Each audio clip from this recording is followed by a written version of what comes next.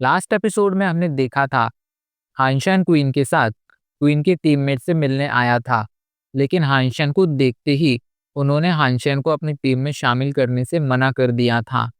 ये देखकर क्वीन को थोड़ा बुरा तो लगा था, लेकिन अब वो हाइंशन को वहां से जाने के लिए कहने के अलावा और कुछ कर भी नहीं सकती थी। वो हाइंशन को वहां से जाने के लिए कहती है एंड कहती है कि मैं तुम्हारे एफर्ट्स के लिए कंपनसेट भी कर दूंगी। वो लोग अभी बातें कर ही रहे थे, तभी वहां पर क्वीन का एक टीममेट आ जाता है जो बहुत ज्यादा घायल था। उसकी ऐसी हालत देखकर सभी लोग भागकर उसके पास जाते हैं।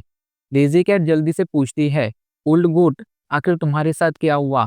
तुम इतने ज्यादा घायल कैसे हुए? एंड हमारे बाकी के टीममेट्स कहाँ हैं? ये सुनकर ओल्ड गोट कहता है, वो सभी लोग शायद मर चुके हैं।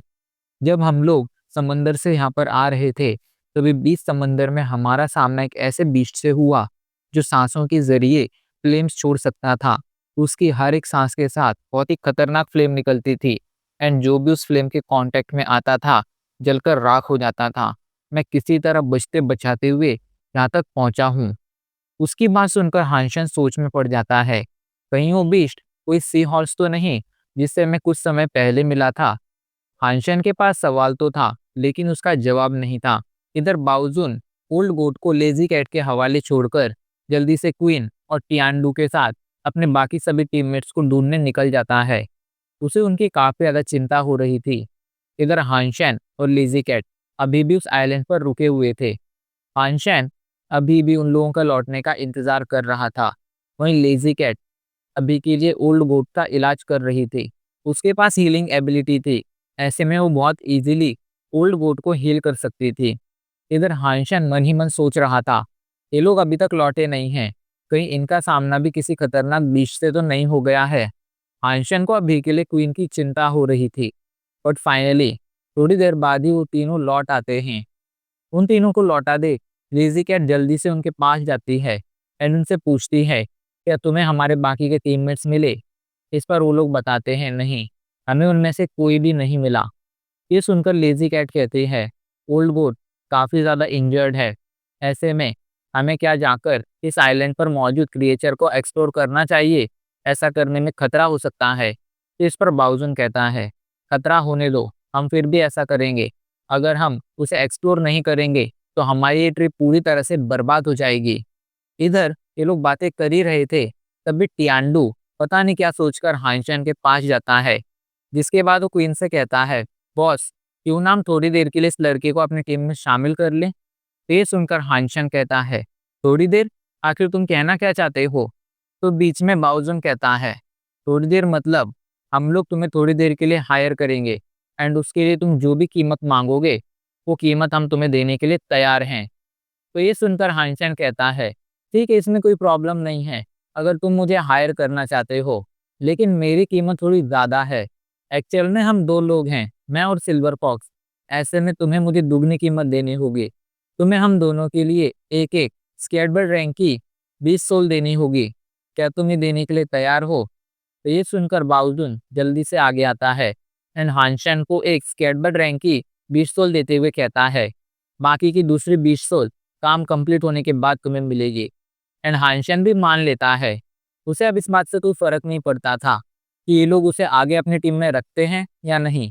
टेम्पररीली उसका तो फायदा ही हो रहा था एंड आखिर हांशन क्यों अपना फायदा ना होने देता।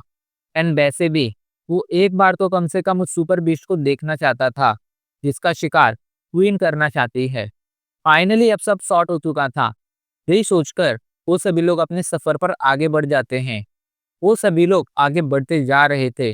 लेज़ी कैट को अभी के लिए सिल्वर फॉक्स काफी ज्यादा अमेजिंग एंड काफी ज्यादा मिस्टीरियस लग रहा था, लेकिन हानशेन उसे सिल्वर फॉक्स के बारे में कुछ भी नहीं बताता है एंड उसके हर एक सवाल को इग्नोर कर देता है।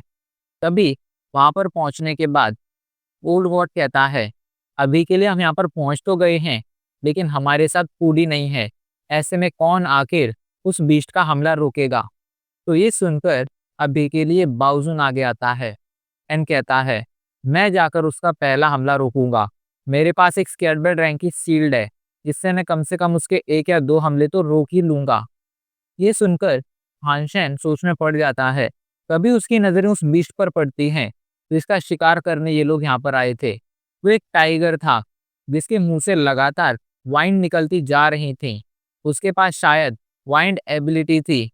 हाइंशन ये देखकर थोड़ा शॉक हो गया था क्योंकि वो टाइगर काफी ज्यादा पावरफुल लग रहा था। एंड उस टाइगर को देखते ही सिल्वर फॉक्स बहुत ज्यादा गुस्से में आ गया था। क्वीन आंशन से कहती है, आंशन तुम सिल्वर फॉक्स के साथ यहीं पर रुको एंड इस बात का ध्यान रखो कि कोई भी दूसरा बीस्ट यहाँ पर ना आ पाए। हम लोग जाकर इस बीस्ट को संभालते हैं। ये कहकर क्वीन अपने साथियों के साथ आगे बढ़ने लगती है एंड सीधा जाकर उस बीस्ट पर हमला करने लगती है। इधर हानशैन तो अब समझ गया था कि ये लोग भले ही अपने प्लान को बहुत ज्यादा अच्छा समझ रहे हों, लेकिन एक सुपर बीस्ट को मारने के लिए ये 4-5 लोग काफी नहीं हैं। इधर ये सभी लोग जाकर उस बीस्ट पर, उस टाइगर पर एक के बाद एक हमला करने लगते हैं, लेकिन वो टाइगर अपने वाइंड्स का यूज कर कर अपने आसपास एक बैरियर बना लेता है। ऐसे में इन लोगों के हमले उस तक पहुंच ही नहीं पा रहे थे। हाइंशन का सिल्वर फॉक्स अभी के लिए गुस्से में चिंगाड़ रहा था, लेकिन हाइंशन ने उसे कसकर पकड़ रखा था क्योंकि हाइंशन जानता था भले ही उसका सिल्वर फॉक्स एक सुपर बीस्ट हो, लेकिन अभी भी वो एक बच्चा है। ऐसे में अगर उस व्हाइट टाइगर के सामने गया तो कुछ पल भी नहीं टिक पाएगा एंड मारा जाएगा। इसलिए हाइंशन उसे खतरे में नहीं डालना चाहता था। इधर क्वीन और उसके सभी टीममेट्स एक के बाद एक उस बीस्ट पर हमला करते जा रहे थे, लेकिन वो बीस्ट अपने पंजों से उनके हमलों को ब्लॉक कर देता था। एंड जब भी वो अपना पंजा घुमाता था, एक बहुत ही पावरफुल बवंडर निकलता था जो उसके चारों तरफ एक बैरियर क्रिएट कर देता था। एंड फिर उस बैरियर को तोड़ना इन लोगों के लिए बहुत ज्यादा मुश्किल हो जाया करता था। फाइट लगातार आगे बढ़ रही थी, तभी वो टाइगर एक जोरदार पंजा मारता है जो सीधा जाकर बाउजून की शील्ड को लगता है। एंड एक ही पंजे में उसकी स्केटबर्ड रैंक की शील्ड टुकड़े टुकड़े हो जाती है। वो पूरी तरह से टूटकर बिखर चुकी थी। अभी जो हुआ था उस पर किसी को भरोसा नहीं हो रहा था, पर क्वीन जल्दी से एक्शन लेती है एंड कहती है, थर्ड प्लान एक्टिवेट करो। उसकी बात सुनकर सभी लोग थर्ड प्लान पर लग जाते हैं। इधर हानशेन अभी के लिए एक एडल्ट सुपर बीस्ट की पावर देखकर खुद चौंक गया था। अब उसे समझ आ रहा था कि एडवांस डेमन वर्ल्ड की सुपर बीस्ट इतने ज्यादा खतरनाक है। इधर बाउजून जल्दी से अपना भाला निकालता है एंड उस बीस्ट पर हमला करने जाने लगता है। उसके साथ साथ लेजी कैट एंड अभी के लिए टियान्डू भी हमला कर रहे थे। उनका हमला तेजी से टाइगर की तरफ बढ़ रहा था, लेकिन टाइगर तभी उन सभी के हमलों को डॉज कर देता है एंड सीधा उनके ऊपर से क्वीन की तरफ बढ़ने लगता है। अभी जो हुआ था वो किसी को समझ नहीं आ रहा था कि टाइगर आखिर क्वीन की तरफ क्यों बढ़ रहा है। इधर गुस्से में टाइगर को अपनी तरफ बढ़ता देख क्वीन भी थोड़ा परेशान हो गई थी। आंशियन को भी अब क्वीन की चिंता होने लगी थी, लेकिन तभी क्वीन जल्दी से हेवनली गो एक्टिवेट करती है एंड उस टाइगर के हमलों का सामना हेवनली गो से करने लगती है। वो एक के बाद एक उसके सभी हमलों को डॉज करती जाती हैं। साथ ही टाइम मिलते हुए जब भी उसे टाइम मिलता था तो वो उस टाइगर पर काउंटर अटैक भी कर देती थी, लेकिन इसका कुछ खास फायदा नहीं हो रहा था। इधर क्वीन के बाकी सभी टीममेट्स एक साथ पीछे से उस टाइगर पर हमला करने जाते हैं, लेकिन तभी वो टाइगर अपने पंजे घुमाता है एंड अचानक से ही चारों तरफ वाइंड का एक बैरियर क्रिएट हो जाता है। एंड इस बार वो बैरियर इतना ज्यादा पावरफुल था कि उसने लेजी कैट एंड टियान्डू के स्केटबर्ड रैंक के वेपन्स को टुकड़ों टुकड़ों में तोड़ दिया था। अब उनके पास एक भी पावरफुल वेपन नहीं बचा था, सिर्फ बाउलन के पास उसका भाला बचा हुआ था। ये देखकर वो लोग परेशान हो गए थे क्योंकि अब वो टाइगर उन पर हावी होने लगा था एंड उन्हें समझ नहीं आ रहा था कि आखिर उन्हें क्या करना चाहिए। क्वीन समझ गई थी कि अभी हाल फिलहाल तो इस बीस्ट को नहीं मार सकती है, कम से कम उसके हमले इसकी बाकी बॉडी को तो चोट नहीं पहुंचा सकते हैं। यही सोचकर वो अपना खंजर निकालती है एंड अपने खंजर से टाइगर की आंख पर हमला कर देती है। लेकिन इससे पहले कि वो खंजर टाइगर के पास पहुंच पाता, अचानक से टाइगर अपने चारों तरफ वाइंड बैरियर क्रिएट कर देता है, जिस वजह से वो खंजर बीच हवा में ही ब्लास्ट हो जाता है। और उसके ब्लास्ट होने की वजह से एक जोरदार धमाका हुआ था एंड इससे क्वीन और उसके टीममेट को पीछे हटने का वक्त मिल गया था।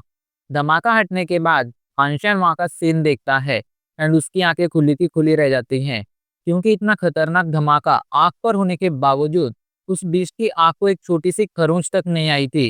वो बिल्कुल सही सलामत थी। ये देखकर अब हाइशन की चिंता और ज्यादा बढ़ गई थी। इधर वो बीस्ट अब और ज्यादा गुस्से में आ गया था एंड उसने क्वीन पर और ज्यादा खतरनाक हमले करना शुरू कर दिया था। अगर क्वीन के पास अभी के लिए हेवनली गुण नहीं होती तो वो कब की मर चुकी होती। क्वीन एक के बाद एक उसके हमले को डॉज करती जा रही थी। इधर हाइंशन ने देखकर मन ही मन कहता है, क्वीन का हेवनली गो मेरे मिस्टीरियस मंत्रा जितना ही पावरफुल एंड कैपेबल है, पर दोनों के ही पास अपने अपने खास एबिलिटीज हैं। लेकिन अच्छी बात यह है कि मेरे पास ये दोनों हैं। इधर हानशेन को इतनी खतरनाक सिचुएशन में भी एक जगह पर खड़ा देख जल्दी से लेजी कैट कहती है, आखिर तुम किस चीज का इंतजार कर रहे हो, जल्दी से भागो। ये सुनकर हानशेन उसके साथ भागने लगता है, लेकिन उसे अभी भी क्वीन की चिंता हो रही थी, क्योंकि हानशेन जानता था क्वीन का हेवनली गो कितना ही ज्यादा अच्छा क्यों ना हो, लेकिन उसकी भी कोई लिमिट थी। एंड एक बार क्वीन अपनी लिमिट पर पहुंच जाती तो फिर उस व्हाइट टाइगर से खुद को नहीं बचा पाती एंड जरूर मारी जाती। हानशेन यही सोचकर डिसाइड करता है कि वो जाकर क्वीन की मदद करेगा एंड वो क्वीन की तरफ भागने लगता है। इधर उसे ऐसा करता देख वहां मौजूद बाकी लोग शॉक हो गए थे। वो लोग हानशेन को रोकने की कोशिश करते हैं, लेकिन हानशेन नहीं रुकता है। इधर क्वीन तेजी से भागते हुए अभी के लिए समंदर की तरफ बढ़ रही थी। हानशेन समझ गया था कि क्वीन ऐसा क्यों कर रही है। उस टाइगर के पास विंड की एबिलिटी थी। ऐसे में अगर एक बार क्वीन समंदर के अंदर चली जाती तो फिर वो टाइगर क्वीन को कोई नुकसान नहीं पहुंचा पाता एंड अपने पास वाइंड की एबिलिटी होने की वजह से वो क्वीन के पीछे भी नहीं जा पाता। एंड क्वीन का ये मूव सच में काफी ज्यादा कमाल का था। पर यहाँ पर सबसे बड़ी समस्या ये थी कि क्या क्वीन वक्त पर पानी के अंदर पहुंच पाएगी। एंड देखकर तो अभी ऐसा लग रहा था कि क्वीन वक्त पर नहीं पहुंच पाएगी। ये देखकर हानशेन डिसाइड करता है कि वो जाकर क्वीन की मदद करेगा एंड कुछ सेकेंड्स के लिए उस टाइगर का ध्यान भटकाएगा। ये सोचकर हानशेन तेजी से क्वीन की मदद करने के लिए जाने लगता है। इधर क्वीन किसी तरह अपनी जान बचते बचाते हुए तेजी से वहां से भाग रही थी। फाइनली थोड़ी देर में हानशेन वहां पर पहुंच गया था एंड वो जल्दी से टाइगर का ध्यान अपनी तरफ खींच लेता है। एंड इसी मौके का फायदा उठाकर क्वीन पानी के अंदर चली जाती है। हानशेन जल्दी से हेवनली गो का यूज करता है एंड वो भी पानी के अंदर चला जाता है। फाइनली उन दोनों की जान बच गई थी, लेकिन इस दौरान वो दोनों ही थोड़े थोड़े घायल हो गए थे। पानी के अंदर आते ही क्वीन जल्दी से अपनी सवारी को बाहर निकालती है एंड वो लोग जल्दी से वहां से दूर भाग जाते हैं। अभी के लिए उन्हें समंदर में ट्रैवल करते हुए काफी टाइम बीत चुका था। क्वीन अभी के लिए घायल थी, उसका आर्मर फट चुका था। क्वीन जल्दी से हानशेन से एक आर्मर मांगती है एंड हानशेन उसे जल्दी से एक आर्मर दे देता है। उसके पास एक आर्मर था। ऐसे में हानशेन को क्वीन को एक आर्मर देने में कोई प्रॉब्लम नहीं थी। क्वीन जल्दी से वो आर्मर पहन लेती है, जिसके बाद वो लोग आपस में बातें करने लगते हैं। वो लोग अभी के लिए एक दूसरे को ही घूर रहे थे। वहीं क्वीन को अभी के लिए हानशेन काफी ज्यादा अजीब लग रहा था।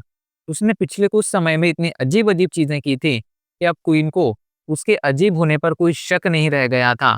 क्वीन को ऐसा लग रहा था कि शायद पिछले जन्म में उसने कोई पाप किए होंगे, तो इस जन्म में उसका सामना हानशेन से हुआ। लेकिन अभी इस टॉपिक पर सोचने का कोई फायदा नहीं था। यही सोचकर वो डिसाइड करती है कि अभी के लिए वो यहाँ से निकलने का रास्ता खोजेगी। वहीं क्वीन को इतना अजीब बिहेव करता देख आइंस्टाइन को अब उस पर थोड़ा शक होने लगा था कि आखिर ये किस तरह की लड़की है जो हर सेकंड बदल जाती है। लेकिन वो शायद ये भूल रहा था कि कहीं ना कहीं यैनरेन ये दुनिया की सभी लड़कियां ऐसी ही थी। खैर अभी के लिए हानशेन इस बारे में कुछ कर भी नहीं सकता था। वो सोचते हुए कहता है, अभी के लिए हम लोग काफी ज्यादा दूर आ चुके हैं, ऐसे में व्हाइट टाइगर हमारे पीछे नहीं आ सकता है। लेकिन इस दौरान हम लोग किस डायरेक्शन में गए हैं ये मैंने नोटिस नहीं किया एंड अभी के लिए हम इस समुंदर के बीच खो चुके हैं। पता नहीं कब हम इस समुंदर से बाहर निकल पाएंगे। ये सुनकर क्वीन कहती है, तो हमें जरूर जल्द से जल्द खाने के लिए किसी चीज का इंतजाम करना चाहिए। मैं अभी के लिए समंदर के अंदर जाती हूँ एंड वहां से कुछ मछलियां पकड़कर लेकर आती हूँ।